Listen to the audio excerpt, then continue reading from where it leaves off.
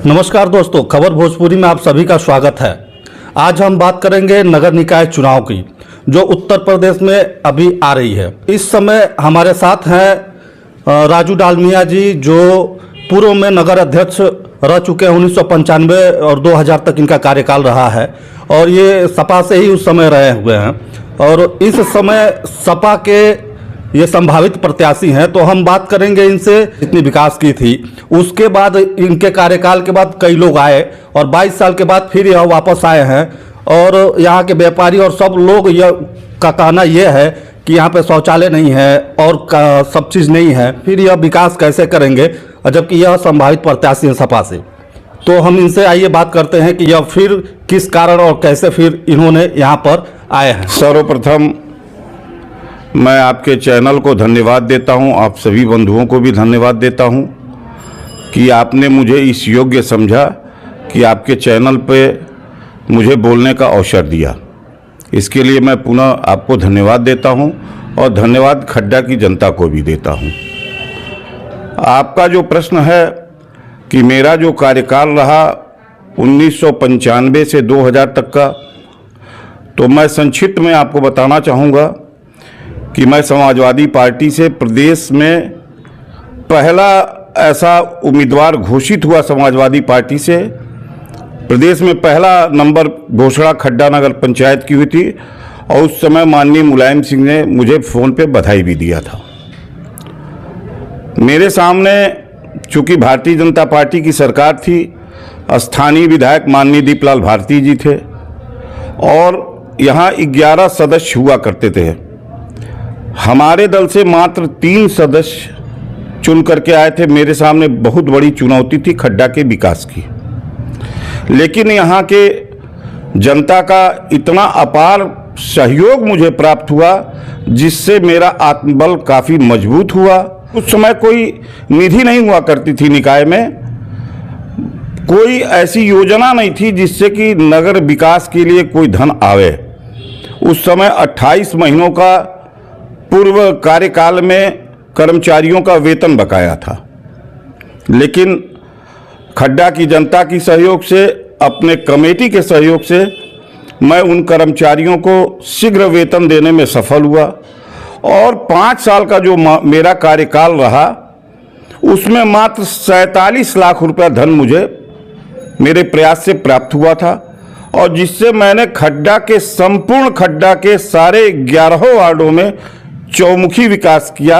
अब रही बात वर्तमान में कि हम यहाँ विकास कैसे करेंगे। देखिए, हर व्यक्ति की एक सोच होती है।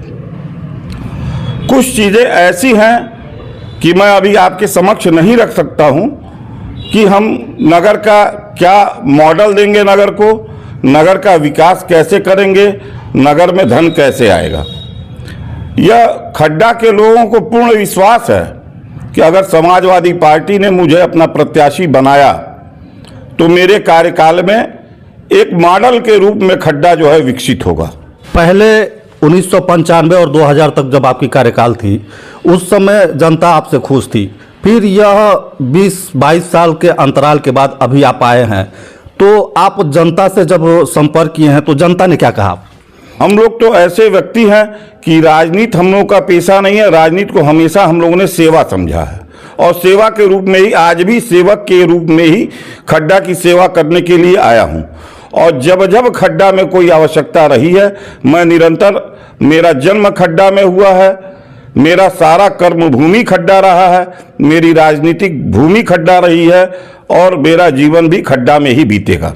आज आपने इनसे सुना कि इनके 1995-2000 के बीच क्या कार्यकाल रहा, उसके बाद इन्होंने अपनी पूरी बात बताई कि कैसे कैसे क्या हुआ और सरकार क्या क्या रही, कैसे क्या किया। तो फिर यह 2022 में, अभी फिर 2023 में हो सकता है या 2022 लास्ट में चुनाव आ सकती है नगर निकाय की, तो इस समय फिर ये आए हैं और 22 साल के बाद भी जनता इनके पीछे है, पूरी सपोर्ट कर रही है कि हाँ, हम आपके साथ खड़े हैं। तो इस 22 साल का अंतराल भी क्या जनता भूल चुकी है या नहीं भूली है, हम इनसे जानना चाहेंगे। देखिए, वाकई में खड्डा की जनता महान है। 22 वर्षों के बाद मैं समाजवादी पार्टी का प्रत्याशी बनने की प्रत्याशा में हूं। चूंकि मेरा जो कार्यकाल रहा वह निर्विवाद रहा, मुझको किसी ने वोट दिया या नहीं दिया, मैं अपना यह धर्म समझा और कर्म समझा कि जिसने मुझको वोट दिया या नहीं दिया, आज मैं संपूर्ण खड्डा का प्रतिनिधि हूँ, संपूर्ण खड्डा का चेयरमैन हूँ और मेरा यह धर्म है कि मेरे पास किसी भी कार्य के लिए अगर कोई आता है तो उस कार्य को करने की मैंने प्राथमिकता दी। आज वही कारण है कि खड्डा की जनता इतने अंतराल के बाद भी उस अंतराल को भूल गई है। और जब अभी 2017 का निकाय चुनाव हुआ था तब भी मैंने सक्रिय भूमिका पार्टी के लिए निभाई। विधानसभा का जब भी चुनाव होता है मैं सक्रिय भूमिका निभाता हूं। माननीय अखिलेश जी की अभी रथ यात्रा निकली थी तब भी मैंने जो है सक्रिय भूमिका निभाया। और मैं बीच में गोरखपुर रह रहा था, मैंने वहां पे भी पार्टी के लिए काम किया। तो मेरा पूरा संपूर्ण शरीर समाजवादी है, रहेगा, जीवन पर्यंत रहेगा।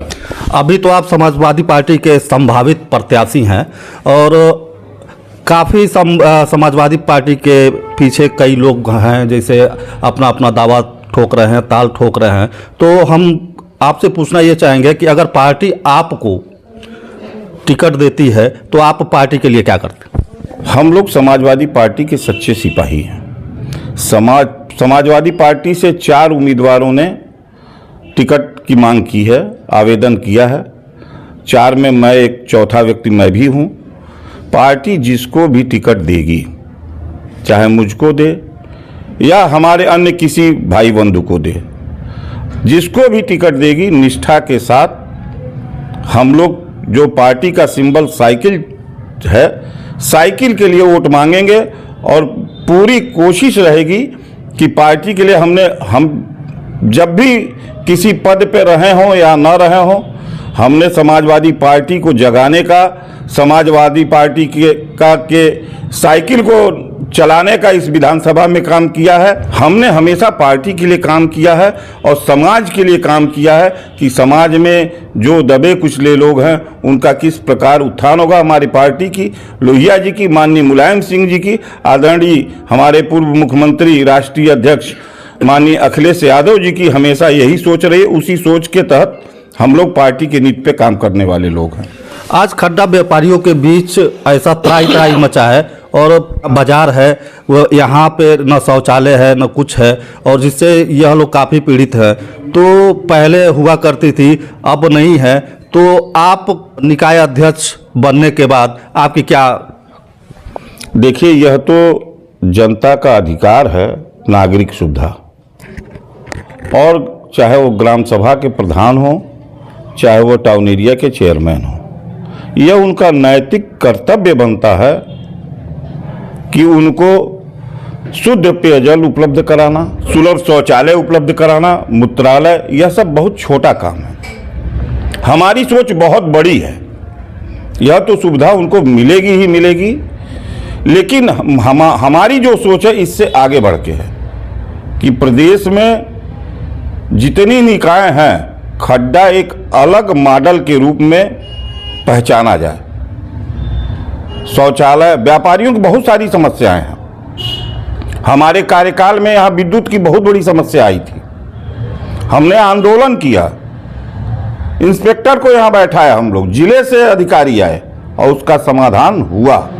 क्योंकि अधिकारी भी जानते हैं कि जिसके साथ जनता रहती है, जो ईमानदार है, कर्मठी है, काम करने वाला व्यक्ति है, उसके साथ अपने आप जनता जुटती है। और जब किसी नेता को जनता का समर्थन मिलता है तो उसका आत्मबल अपने बल से 10 गुना हो जाता है और उस संघर्ष में उसको विजयश्री मिलती है। अभी तो आपने बताया कि हाँ, यह इन व्यापारियों की जो है समस्या काफ़ी छोटी समस्या है। आपके समय में सब चीज़ अवेलेबल थे, लेकिन 22 वर्षों में आप जब यहाँ पे आए हैं तो आपने क्या देखा, यहाँ पे क्या तरक्की हुई है और क्या चीज़ है? देखिए, कार्य तो हुए हैं। मैंने पहले ही कहा कि मैं किसी पूर्व अध्यक्ष की या किसी प्रत्याशी की आलोचना नहीं करूंगा, लेकिन मैं 12 वार्ड में अपने भ्रमण के दौरान हमने एक एक चीज़ों पे बारीकी से ध्यान दिया है कि कहाँ सड़कें बनी हैं तो उसका क्या सदुपयोग है, कहाँ किस वार्ड में वाटर लॉगिंग की समस्या है, नालियाँ बनी हैं उनके जल निकासी की कोई व्यवस्था नहीं है। समस्याएं नगर में बहुत सारी हैं और मैं एक एक चीज़ों पे बारीकी से ध्यान रख रहा हूँ।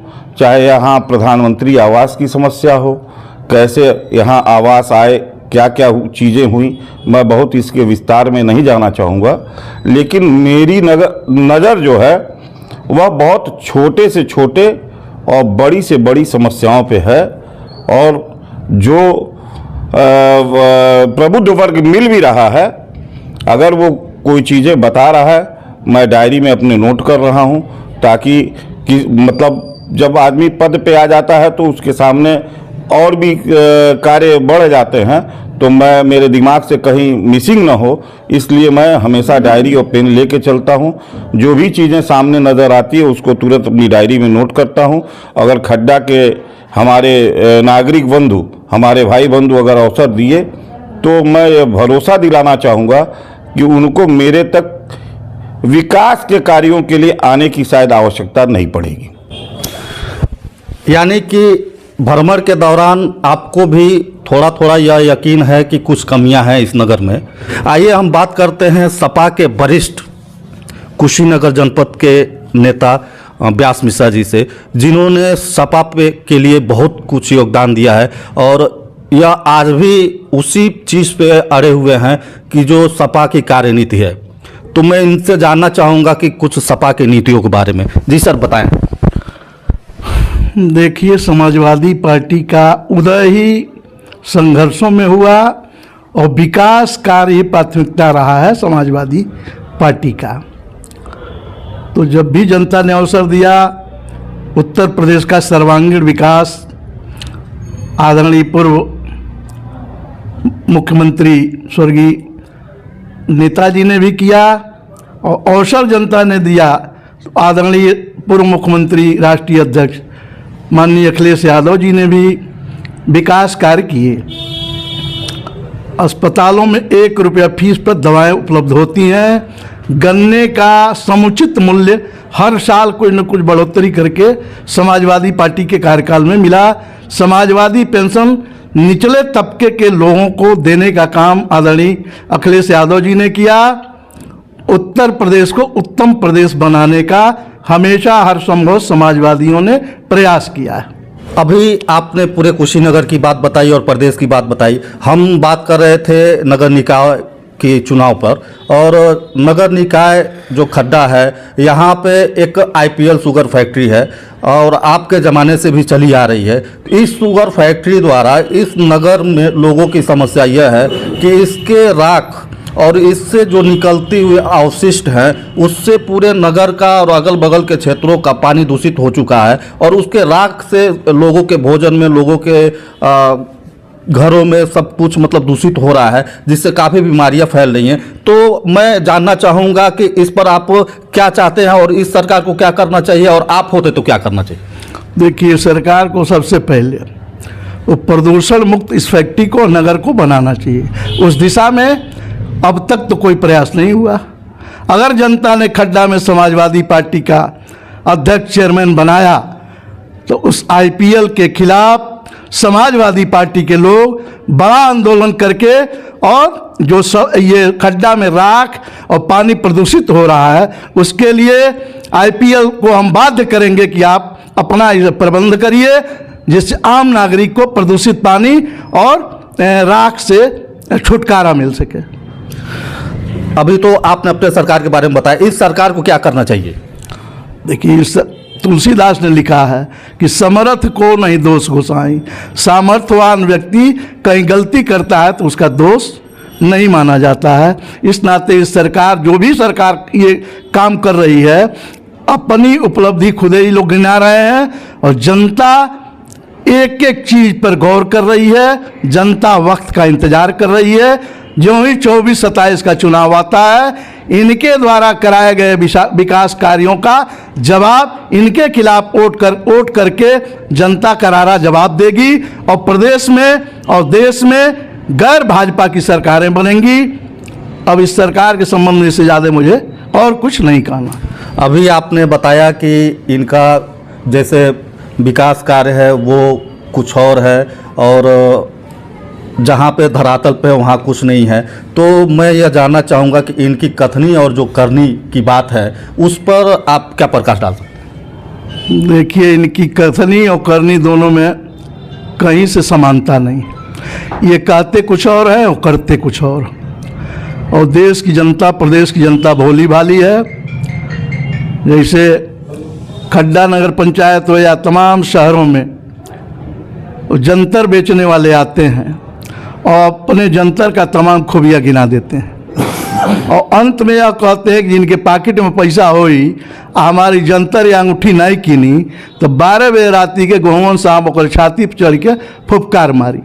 तो जिनके लग 10-5 रुपये किराया भाड़ा के लिए रहता है वो दे के उनकी जंतर को खरीद लेते हैं। उस जंतर से कोई लाभ तो नहीं होता है, लेकिन मानसिक रूप से इस तरह से वो उनको अपने घेरे में ले लेते हैं जंतर बेचने वाले कि जनता को यह मालूम हो जाता है कि इनके जंतर से हमारे ऊपर जो भी समस्या विवाद होगा वो हल हो जाएगा। पॉकेट का पैसा दे देते हैं और उनकी अंगूठी या जंतर खरीद लेते हैं। ठीक वही काम यह सरकार कर रही है। इन्होंने कहा था, विकास का वादा किया था, 2 करोड़ नौजवानों को रोजगार देने का वादा किया था। इन्होंने कहा था कि मैं इस प्रदेश से गरीबी को मिटा दूंगा और बेरोजगारों को रोजगार दूंगा। दूसरे कार्यकाल में अभी तक तो कहीं इस दिशा में कुछ दिखाई नहीं दे रहा है। गरीब ज्यों गरीब था, आज भी वह अपने आप पे आंसू बहा रहा है। नौजवान सड़क पे घूम रहे हैं। उच्च डिग्री लेकर के नौजवानों को रोजगार नहीं मिल पा रहा है, नौकरियां नहीं मिल पा रही हैं।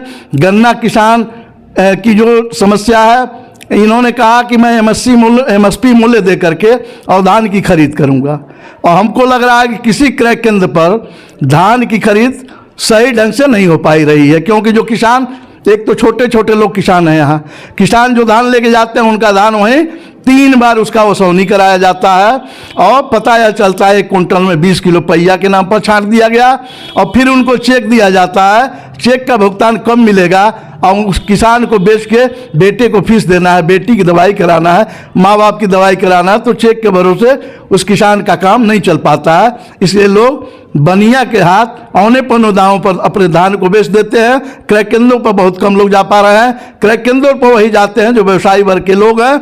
आम लोगों के इंतखाब को ले लिया जाता है और भोले भाले किसानों के इंतखाब को ले जा करके अपना क्रय केंद्रों पर धान तौल होता है, उसका जो सरकारी मूल्य है उसका भुगतान उनके खाते में जाता है। आम किसान को मेरे समझ से उस एमएसपी मूल्य का लाभ नहीं मिल पा रहा है। अभी आपने समाजवादी पार्टी के वरिष्ठ नेता व्यास मिश्रा जी की बातों को सुना और संभावित प्रत्याशी आपने राजकुमार डालमिया जी की बातों को सुना। मैं अभी अगले कड़ी के लिए आप सभी से विदा लेता हूं। नमस्कार।